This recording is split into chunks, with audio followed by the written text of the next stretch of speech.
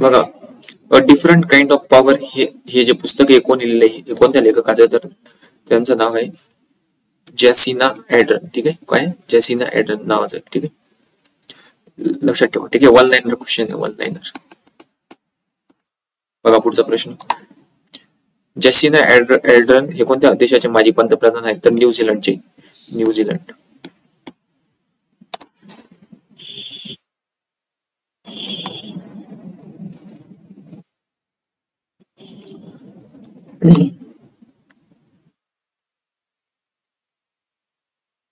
संस्कृती the fifth chapter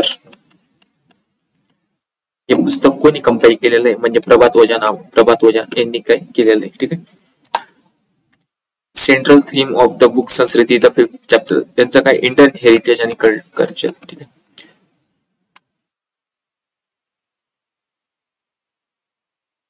Indian culture heritage हे त्याचं काय हे आहे सेंट्रल थीम आहे कोणतं द फिफ्थ चॅप्टर. ठीक आहे. या पुस्तकाचा मुख्य विषय काय आहे भारतीय सांस्कृतिक वारसा कोणतं द फिफ्थ चॅप्टरचं. ठीक आहे. कल्चर रिलेटेड चॅप्टर आहे ते कल्चर रिलेटेड बुक आहे. त्या पुस्तकात कोणत्या नेत्याचे विचार मांडलेले कोणत्या नेत्याचं भाषण संकलित केलेलं तर नरेंद्र मोदी. ठीक आहे, पंतप्रधान Narendra Modi. Voice for the voiceless या पुस्तकाचे लेखक कोण आहेत. व्हॉइस फॉर द व्हॉइसलेस तर त्याचा आहे 14वे दलाई लामा आहेत त्याचं नाव आहे तेनझिन याक्सो. काय तेनझिन याक्सो.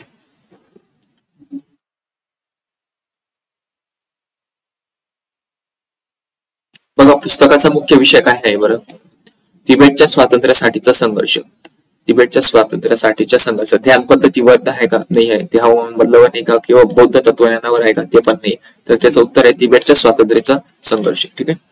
पुस्तकाचं नाव लक्षात ठेवा व्हॉइस फॉर द व्हॉइसलेस. बघा त्यांनी चीन बद्दल ज्यांचा जो संघर्ष चालू असतो त्याच्याबद्दल आणि अतिक्रमणाचं काय त्याचा उल्लेख केलेला आहे. त्याच्यावर कोणत्या गोष्टींवर जास्त भर दिलेला आहे तर करुणा आणि अहिंसा. करुणा आणि अहिंसा या गोष्टींवर काय भर दिलेला आहे. क्रिस्टोफर लक्सन हे कोणत्या देशाचे पंतप्रधान आहेत तर न्यूझीलंडचे पंतप्रधान आहे. कोणते न्यूझीलंड. कोण क्रिस्टोफर. लक्षात ठेवा. 10व्या रायसिना संवादाचे प्रमुख कोण होते. रायसिना संवादाचे जे प्रमुख होते ते होते क्रिस्टोफर लक्सन होते. Christopher Luxon. ठीक आहे. कोणत्या शहरात झाला होता रायसिना जो संवाद होता तो नवी दिल्ली मध्ये झालेला होता. रायसिना संवाद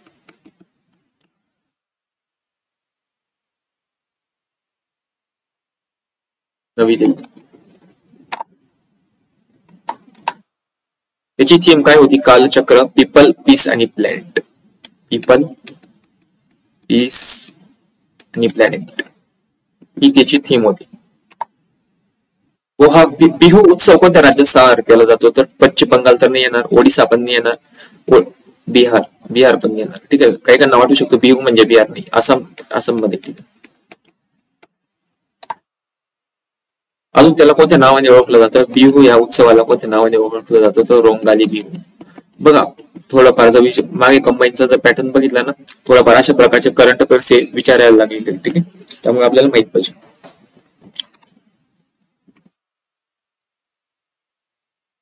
जसं तलाठी भरतीचं एमपीसी कडे गेली एमपीसी तर तुम्हाला पण काय ह्या करंट अफेअरचा फायदा होईल. ठीक आहे.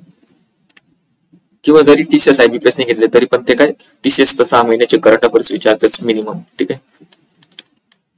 त्यामुळे तुम्हाला त्याचा पण काय फायदा होईल. बघा बोहाग बिहू कोणत्या ऋतूचे स्वागत करतो म्हणजे बघा तो उत्सव कोणत्या ऋतूचं स्वागत करतो म्हणजे कोणत्या ऋतूशी त्याचं कनेक्शन आहे तर वसंत ऋतू आहे. ठीक आहे. वसंत ऋतू. आणि मग वसंत ऋतू म्हणजे काय ते नवीन वर्षाचे स्वागत करण्यासाठी आसाम मध्ये बिहू नावाचा काय उत्सव साजरा केला जातो. ठीक आहे. नवीन वर्षाचे स्वागत. बघा त्यांचं नवीन वर्ष कोणत्या महिन्यात साजरा केला जातो. जसं आपण गुढीपाडवा आपला येतो मार्च मध्ये, ठीक आहे, तसं एप्रिल, त्यांनी एप्रिल, ठीक आहे, लक्षात ठेवा. जर ऑप्शन मध्ये जर आला एखादा मार्च, तर मार्च एप्रिल किंवा आसपास, ठीक आहे. पण एक्झाम मध्ये असा जर प्रश्न येणार कोणत्या महिन्यात साजरा केला जातो, पण जास्तीत जास्त विचारला जाऊ शकतो की कोणत्या राज्याचा आहे, ठीक आहे, एवढं आपल्याला माहित पाहिजे. युनिव्हर्सल पोस्टल काँग्रेस 2025 कोणत्या शहरात आयोजित करण्यात आली? Universal postal Congress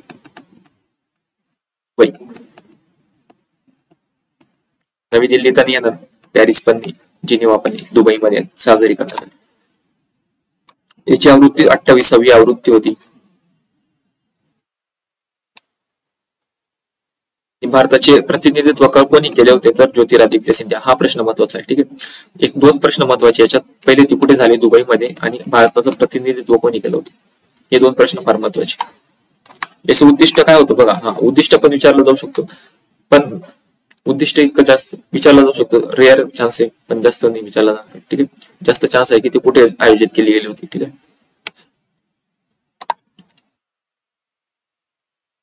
universal postal union या संस्थेच्या अंतर्गत येते ती, ठीक आहे.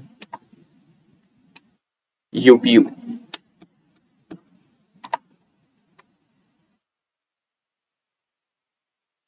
IOMED ही संस्था कोणत्या देशाने सुरू केली? तर चीनने सुरू केली, ठीक आहे. चीनने सुरू केली. बघा त्याचं मुख्यालय कुठे? IOMED याचं मुख्यालय कुठे आहे? तर हाँगकाँग मध्ये. हाँगकाँग. त्याचे सचिव कोण होते? पहिले सचिव तर टेरेसा चेंग.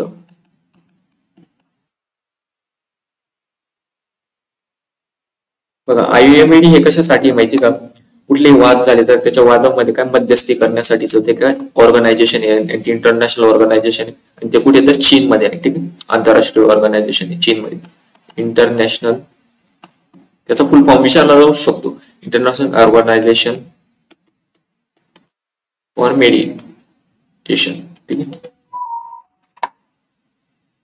भारताचं पहिलं सायबर कौशल्य केंद्र कुठे सुरू होणार आहे? तर मुंबईमध्ये सुरू होणार आहे किंवा कांदिवलीमध्ये सुरू होणार आहे, ठीक आहे. काहीतरी एक ऑप्शन तुम्हाला येऊ शकतो.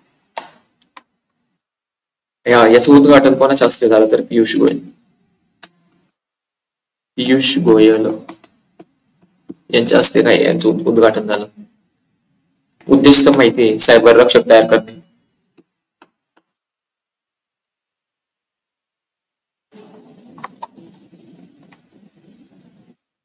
त्याच्यामध्ये AI, रोबोटिक्स, सायबर सुरक्षा, सायबर सिक्युरिटी अशा प्रकारे प्रशिक्षण दिलं जातं, ठीक आहे. दोन प्रश्न जास्त विचारले जाऊ शकतात की कुठे आणि कोणी उद्घाटन केलं, ठीक आहे.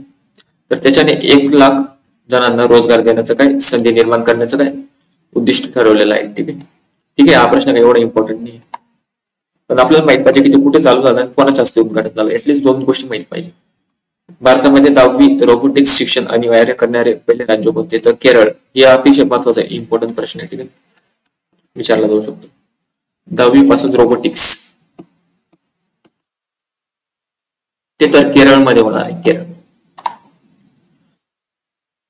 रोबोटिक्स शिक्षणासाठी ICT पुस्तकात समावेश केलेला कोणता आहे? तर द वर्ल्ड ऑफ रोबोट्स.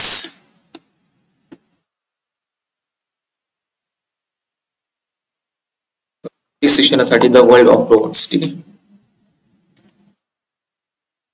ठीक आहे, हा प्रश्न काही इतका इम्पॉर्टंट नाही, माहित पाहिजे फक्त किती किट्स वितरित करण्यात आले, ठीक. इतका फॅक्च्युअल प्रश्न नाही विचारला जात सहसा, MPSC तरी नाही विचारत, एखाद्या वेळेस रेअर चान्स असतो. या उपक्रमाची अंमलबजावणी कोणत्या संस्थेच्या माध्यमातून केली जात आहे? तर KITE. काईट.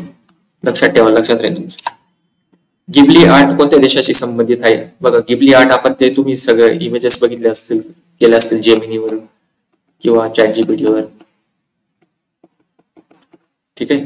जे AI टूल्स आहेत त्याच्यावर तुम्ही जे बनवलेले असतील ते कोणत्या देशाशी संबंधित आहे? तर ते जपान सोबत संबंधित आहे, जपान, ठीक आहे. त्याचे संस्थापक कोण होते? गिबली आर्टचे संस्थापक होते, बघा हे महत्वाचे आहे, हा प्रश्न विचारला जाऊ शकतो, काही नाही. हयायो मियाझाकी आणि इसाओ तकाहाता. लक्षात ठेवा, हे 2 जणांचे नाव लक्षात ठेवा. ठीक आहे, हे बाकी क्वेश्चन एलिमिनेट करा. बघा, गुगलने कोणत्या शहरात कॅम्पस सुरू केलं तर बँगलोर मध्ये, आणि कोणतं अनंत नावाचं कॅम्पस आहे त्यांचं. ठीक आहे, गुगलने बँगलोर मध्ये सुरू केलं. बघा, भारत रणभूमी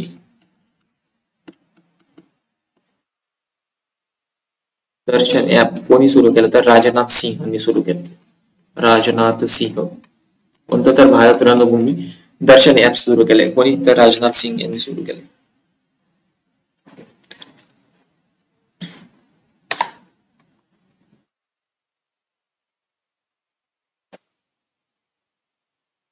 उद्घाटन कोणत्या दिवशी झालं? लष्कर दिनाच्या दिवशी झालं, प्रजासत्ताक दिन. बघा, हे ऍप पुण्यामध्ये सुरू करण्यात आलं. बघा, महाराष्ट्राच्या रिलेटेड अतिशय महत्वाचे विचारला जाऊ शकतो. भारत रणभूमी ऍपवर प्रश्न विचारला जाऊ शकतो, कारण की महाराष्ट्रात झालेली इव्हेंट आहे. ठीक आहे, महाराष्ट्रात झालेला इव्हेंट आहे असं समजा. तो उद्देश काय होता या ऍपचा? बघा, पर्यटन, रणभूमी आणि शौर्य स्तरांची माहिती. बघा, मग याच्याने काय फायदा होईल? जे लोक इतक्या दूर जाऊ नाही शकत त्यांना ऍप मधून त्या गोष्टीची माहिती समजून जाईल. ठीक आहे, किंवा जे ऍप मधून ज्या गोष्टी बघतील तर तिकडचं सुद्धा काय पर्यटन सुद्धा काय वाढेल. ठीक आहे, या 2 गोष्टीचा काय उद्देश आहे.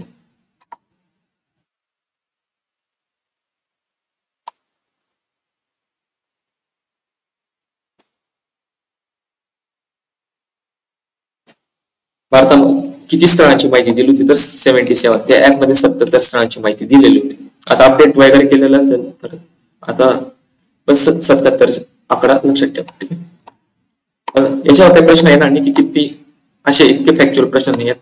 फक्त आपल्याला माहित पाहिजे की कुठे सुरू झालं, कशासाठी सुरू झालं, त्याचा हेतू काय होता. ठीक आहे, पहिले वैद्यकीय संग्रहालय कुठे उभारलं गेलेलं आहे तर जे रुग्णालय मुंबई, जे हॉस्पिटल मुंबई. वैद्यकीय संग्रहालय.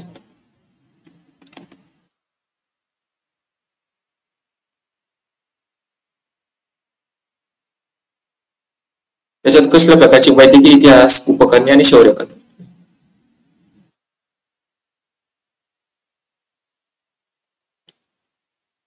म्हणजे वैद्यकीय रिलेटेड गोष्टी आहेत.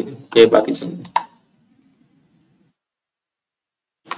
डॉक्टर भाऊ दाजी लाड यांचं योगदान दाखवलं जाईल. ठीक आहे, हे महत्वाचा प्रश्न आहे. हा प्रश्न विचारला जाऊ शकतो. हा प्रश्न इम्पॉर्टंट आहे, मार्क करून ठेवा. कोणत्या प्रसिद्ध डॉक्टरांचं तिथं योगदान दाखवलं गेलेलं आहे तर डॉक्टर भाऊ दाजी लाड.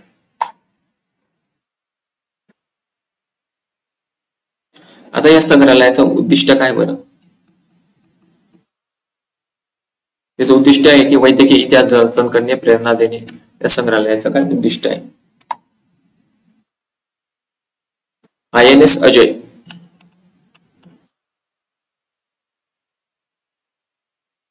कोणत्या प्रकारच्या युद्ध श्रेणीत येते, म्हणजे ते INS अजयची कोणत्या कॅटेगरीमध्ये येते? ठीक आहे, तर त्याचा आहे anti submarine warfare shallow watercraft. लक्षात ठेवा, महत्वाचा प्रश्न. Anti submarine warfare shallow watercraft. INS अजयचं उद्दिष्ट काय तर पाणबुडी शोधणे, निष्प्रभ करणे. हवाई हल्ला तर काही संबंध येत नाही, किनार मालवाहतूक.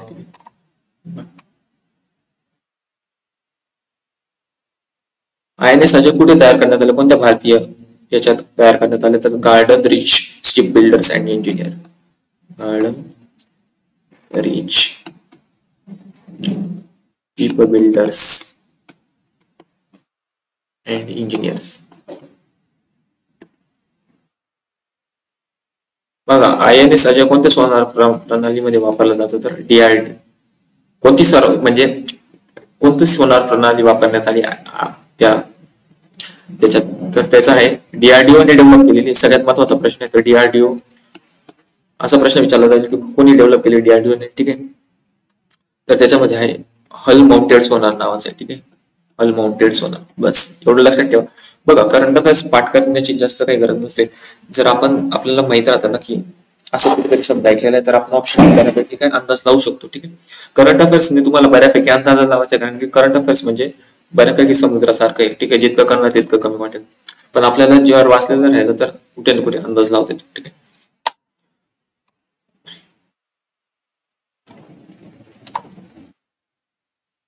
ही 8वी युद्ध नौका आहे, ठीक आहे. एसडब्ल्यूसी आली का बघा. टेककृती 2025 ची थीम काय आहे, तर त्याची थीम आहे पॅन्थाराई ही एव्हरीथिंग फ्लोज. पॅन्थाराई एव्हरीथिंग फ्लोज, ठीक आहे. बाकीचे ऑप्शन कट करा. पॅन्थाराई म्हणजे या ग्रीक शब्दाचा अर्थ काय, तर सर्व काही वाहत आहे, सर्व काही वाहत आहे. पॅन्थाराई, ठीक आहे. टेककृती कोणत्या संस्थेद्वारे आयोजित केला, हा प्रश्न महत्वाचा आहे. याच्यावर विचारला जाईल तर तो IIT कानपूर वर हा एक प्रश्न महत्वाचा, आणि तिची थीम काय तो दुसरा प्रश्न महत्वाचा विचारला जाण्याची शक्यता आहे. म्हणजे अशा प्रकारचेच प्रश्न विचारले जातात कुठे ना कुठे. म्हणजे वन लाईनर फॉर्मॅट मध्ये तो जर प्रश्न बसत असेल तर तो आपल्याला माहित पाहिजे. मग असे मग काय, मग आपण आता ते पाठ करत बसायचं का पूर्ण लाईन नाही, आपण बघितलेले लाईन काय आपल्याला लगेच समजून जाईल, ठीक आहे. फक्त आपल्याला माहित पाहिजे की IIT कानपूरने ते केलेले. टेककृती 2025 चा मुख्य उद्देश काय, तर तंत्रज्ञान नवकरण म्हणजे जे आपलं celebration of technology and new technologies, ठीक आहे, अँड न्यू इमॅजिनेशन्स, हा त्याचा उद्देश आहे, ठीक आहे. थोडं लक्षात ठेवा. चला बघा, 2025 ची नाटो शिखर परिषद कुठे आयोजित करण्यात आली,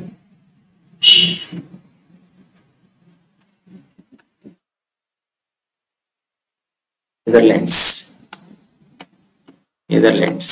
अतिशय महत्वाचा प्रश्न आहे. बेल्जियमनी, अमेरिकानी, जर्मनीनी. नेदरलँड मध्ये कुठे झाली तर ती द हेग, हे शहर नेदरलँड मध्ये, ठीक आहे.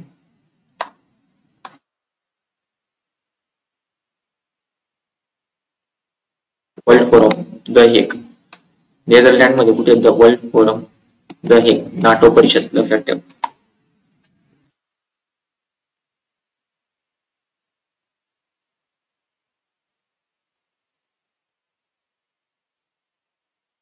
त्यांनी कोणतं महत्वाचं वचन दिलं होतं, तर संरक्षण खर्च 5% वाढवण्याचे, 5% पर्यंत डिफेन्स GDP, ठीक आहे. मार्क रुटी यांच्या ही कार्यकाळातील पहिली परिषद होती, मार्क रुटी.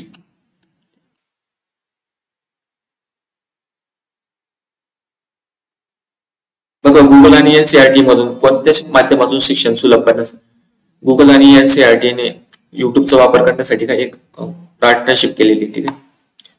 त्याच्यासाठी पहिली ते 12वीच्या विद्यार्थ्यांसाठी ती 29 भाषांमध्ये उपलब्ध आहे, 29 भाषा, ठीक आहे. एवढं महत्वाचं. फक्त NCERT ने कोणासोबत भागीदारी केली, तर गुगल सोबत विचारला जाऊ शकतो. ऑप्शन मध्ये देखील गुगल, मायक्रोसॉफ्ट वगैरे, ठीक आहे. अशा प्रकारे पण काय क्वेश्चन फॉर्म केला जाऊ शकतो, ठीक आहे. बघा, कंबाईन मध्ये जर तुम्ही अभ्यास करत असणार कंबाईन, तर वन लाईनर प्रश्नांचं जास्त महत्व, कारण की आपल्याला वेळच तेवढा राहतो वन लाईनर, ठीक आहे. त्यामुळे मग जास्तीत जास्त वन लाईनर, आणि जसं तुम्ही आता सरळ सेवाचा अभ्यास करत असाल, कुठली सरळ सेवा, तलाठी वगैरे, त्याच्यासाठी पण महत्वाचे आहे, ठीक आहे.